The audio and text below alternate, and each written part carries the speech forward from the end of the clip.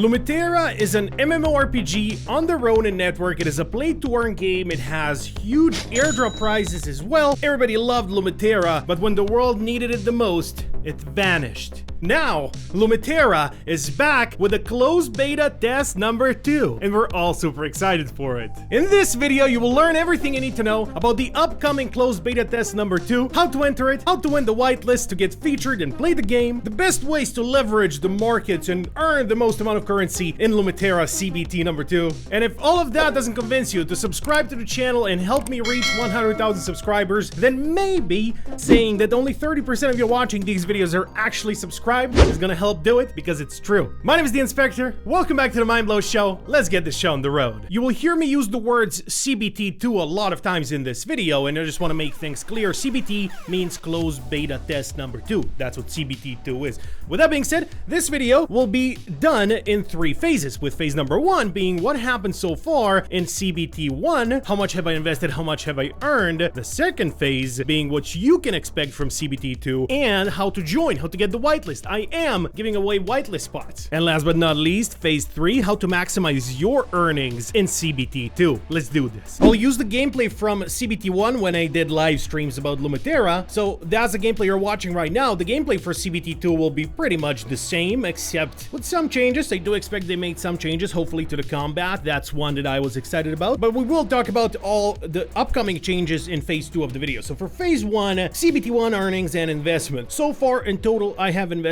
$600 worth of Ronin inside of the game. Now, I am not sponsored by that game. I did that out of my own volition. And so far, I have taken out $300. So I am $300 at a loss, technically, if I was to stop playing right now, which I will not do. My inventory is full of NFTs, and my brain is full of Lumiterra knowledge that I will leverage. Most of those $300 that I have earned was from buying and selling on the marketplace. You would expect that a game like Lumiterra that has full play to earn, where you earn Ronin, you would earn the most from that. But that's not the case. I earned the most from the marketplace, and I think leveraging the marketplace way more in CBT2 will be the way to go. So if we look at the marketplace now, these are the items that I have bought the most. The essences. You need all of these essences, the essence stones, in order to craft materials, in order to craft armor, in order to craft swords. If you don't have armor and swords at level 1, you cannot fight level 1 monsters. So either you grind for these materials or you buy them. I opted to buy most of them. Now, once I craft a sword and I don't like the kind of sword that I got, I can sell it, which I did. Buy more essences, craft more swords, sell more swords, bows, armor. One thing that Lumiterra did absolutely right is the leveling system and the whole marketplace economy that they have inside of the game. The maximum level is level 9. Now, in order to get to level 9, I also need level 9 gear. In order to craft level 9 gear, I need to have level 8 essence stones. In order to craft level 8 essence stones, I need to have level 7 essence stones, and it goes all the way down to level 0. Meaning that if you want to craft level 9 endgame items, you still need level 0 essence stones. Therefore, even people who have just entered the game, they're newbies, they're fresh, they can still sell their level 0 items because they're still used even all the way up to the end game. That's what they did with the economy, and I think it's absolutely brilliant. It makes all the items in demand. There's always a demand for every single item that drops in the game, and every single item is an NFT. Absolutely awesome the way they did that, and I think on a longer term this is going to be awesome. So what I'm looking at here is the token tasks. So these are the Ronin tasks. So I can, for example, if I have one of these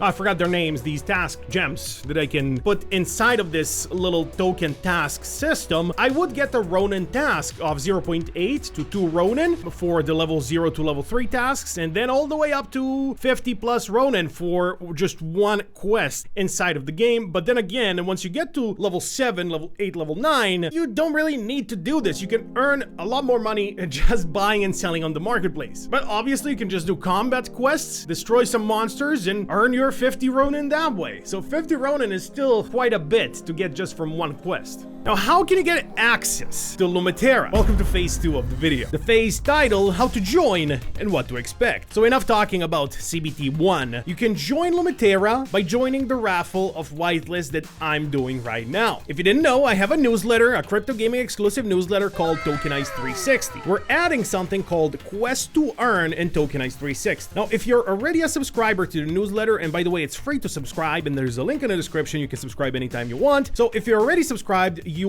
will get an email with a survey question where you can leave your wallet, not only for the Lumiterra whitelist, but for all the upcoming partnerships that Tokenize will have. You will be able to earn rewards from all of them, as long as you leave your wallet there and, you know, you're subscribed to Tokenize, obviously, and you open the emails. That's how you join Quest to Earn. So join Tokenize and wait for the survey to fill it out. That's how you join the raffle for the Lumiterra whitelist, and that will be the first ever Quest to Earn from Tokenize. Just to summarize a little bit, subscribe to Tokenize if you haven't already, and you will receive a survey to fill out. That survey is how you join the whitelist giveaway. Right, moving on. What can you expect from CBT2? New maps, new monsters, co-op mode to play with friends. So let's break it all down. First of all, the new maps and monsters. In the closed beta test 2 in CBT2, it will unlock new maps and monsters, offering players more opportunity for exploration and rewards, basically. But we haven't even checked out the full potential of the first map, so I don't know how important it was to add this, but I guess there were a lot of endgame players in the game as well that just needed new content. As far as I'm concerned personally, I'm at level 4, I believe, right now, so I didn't explore the full map yet. And if they added new areas, I hope it's low-level areas so that we can actually see them without getting eliminated and losing all our items. More PvE content, so CBT2 will also offer additional PvE content, meaning PvE meaning player versus environment, so where you don't play against other players but against the AI and the environment.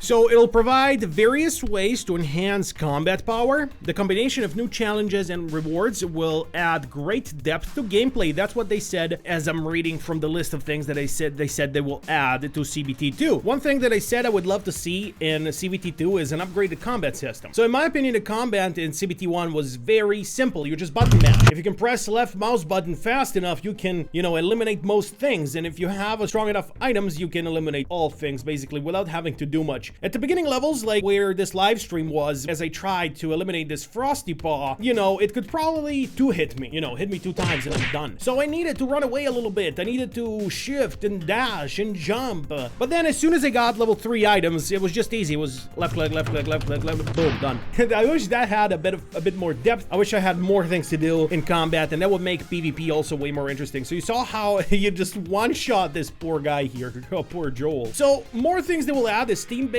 co-op and competitive mode. There'll be more PvP action basically, where strength and teamwork are key in securing rewards. I'm very excited to see what that exactly means, but I'm excited to see more PvP in the game. PvP is always the most fun thing to do in MMORPGs. So playing with friends and being able to leverage our teamwork and leverage all our combined strength in order to fight other factions, you know, stuff like that would just be amazing to do in Lumiterra. So hopefully they nail it. They have nailed everything so far, pretty much. They nailed the economy. They nailed everything. You know, you don't over earn to the point where the game is not sustainable anymore. The economy works. You know, it's a bit grindy, as is every MMORPG, so don't expect this to be a breeze. It's very grindy. If you want to play Lumiterra and level up, you gotta grind a lot. And if you want to earn on top of this, you gotta grind even more. So it's a grind. Don't think it's not. And then the final thing they said is the classic features are preserved, only enhanced experience is added. So while maintaining the core features, we have optimized key systems to enhance the overall gameplay experience, ensuring that it remains fresh and engaging. Now, that's a lot of words and saying nothing in particular. At this point, we can really only speculate the new things they're gonna add. As I said, I'm hoping for a combat revamp. I'm hoping that there's new things they added to the combat. We'll see if they did or they didn't. But also what they said is there will be a bigger prize pool and more diverse earning opportunities. Now, the prize pool for CBT1 was $1 million. So what's it gonna be for CBT2? Remains to be seen, I guess, but it does say bigger prize pool. Bigger prize pool and more diverse earning opportunities. Thanks to the updates in the economic system and the game mechanics, the channel for earning rewards are more diverse than ever. Players can find the gameplay rhythm that suits their personal playstyle, and there will be a generous reward system to provide surprises for our players. Sounds very exciting in theory.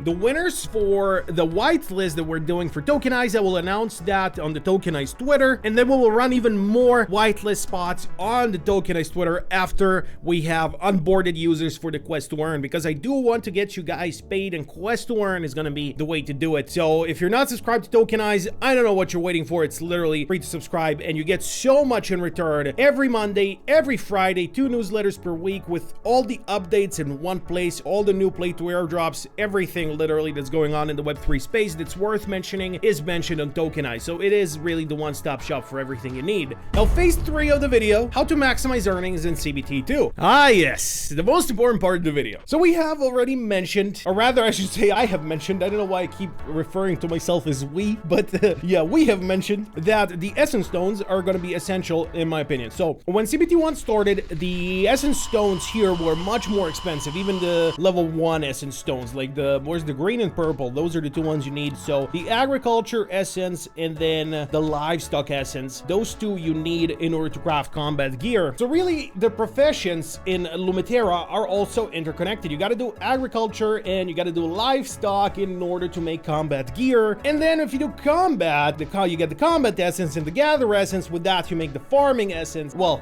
the farming gear rather, not the farming essence. So it's all interconnected and intertwined. In my opinion, combat was the most fun thing to do. So I did combat the most. So this is where I spent my money on. So right now, for let's say this is $5, and we have the purple one, which is livestock, is also $5, less than 5. So for $9, I can make a level 1 sword. When CBT1 started, you needed to pay around $50 to $60 in order to make one level 1 sword, which is a stone sword. So there is a way to leverage this, in my opinion. Now, once CBT2 starts, what can we expect? Are these prices going to go up, or are they going to stay where they are, or maybe they're going to go down because there won't be as much demand? I don't think there's not going to be demand. In my opinion, there's going to be a lot of demand for these items and a lot of demand for crafting. A lot of new players will also enter the game, so that's something to keep in mind. Now, I'm not going to say that this is the best strategy, but it will be my personal strategy. I will go shopping. I will go shopping for essence. I will buy level 1 essence. I will buy level 2 essence. I will even buy a level 3 essence. I am gonna bet on the fact that once CBT2 starts, that the essence will go up in price because there's gonna be more demand for all the items that the essence can craft. Now, not necessarily that this is going to happen. Doesn't mean that this will happen. Look at this, level 7, just one essence stone in level 7 is selling for $600. I mean, that's ridiculous. It's not even the final level. Look at this, level 8. Agriculture is selling for 500 Ronin. That's crazy. So I want to get to those levels to be able to craft all of this, man. That's gonna be the way to do it. Although by the time I get there, the price is gonna be much less, you know, because there's gonna be more items, meaning more supply, meaning less in price. So the way I will leverage this is I will buy up essence and I will craft gear once CBT2 opens up, and I will try to sell the gear. That's gonna be my way of doing things. And with all of that, I will try to level up to at least level 7. That's something I want to do. My goal for CBT1 was to get to level 4. Now I want to get to level 7, if at all possible, without spending thousands of dollars. Hopefully being at a profit this time. And from there, either doing the Ronin tasks or just keep buying and selling on the marketplace. That's my goal, obviously, but it's not easy to get there. If you're a new player, like I was during this live stream recording, if you're a new player, there's going to be a lot of things you need to do, you know, before you can call yourself a level 7 player. I played the whole of CBT1 and I'm not even close to being level 7, except if I spend a lot of money. So if you're playing this as a free player, to get from level 0 to level 1 is going to happen pretty quickly, but then to get from level 1 to level 2 with all the gear, it's probably going to take you up to a week, and then from level 1 to level 2, probably another week or maybe even 2 weeks. So it'll scale like that, and it's not going to be fast at all. It's going to be very grindy, but at the end of the day, what you can do is stay on level 1 or level 2, depending on which items are most sought after once the marketplace starts, and you'll be able to tell this by the price of said items. So when I'm eliminating these pumpkins, they drop something, right? See, they drop the pumpkin seeds. Now, this is a level 0 item, keep in mind, but let's see, pumpkin seed. How much does it go for at the moment? Oh, well, it's not called the pumpkin seed. It's called something else, I guess.